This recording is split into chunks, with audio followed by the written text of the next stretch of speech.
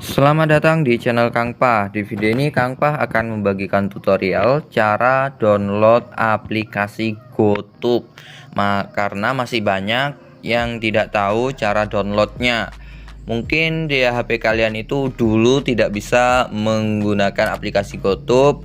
Ketika kalian download di Play Store ternyata seperti Google. Nah, untuk sekarang untuk versi yang terbaru kalian bisa download di Play Store dengan mudah tanpa dijadikan seperti Google ya teman-teman. Jadi kalian download di Play Store itu bisa muncul, bisa menggunakan fitur muncul ya. Coba kalian buka Play Store dan pilih GoTube seperti ini, dan saya downloadnya melalui Play Store ya. Ini versi terbaru.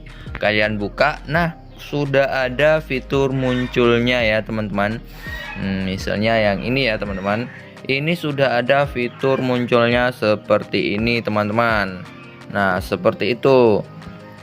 Ini saya downloadnya melalui Play Store. Coba kalian download di Play Store untuk versi terbaru ya teman-teman. Jika kalian sudah bisa, klik di kolom komentar ya. Oke, semoga bermanfaat dan terima kasih.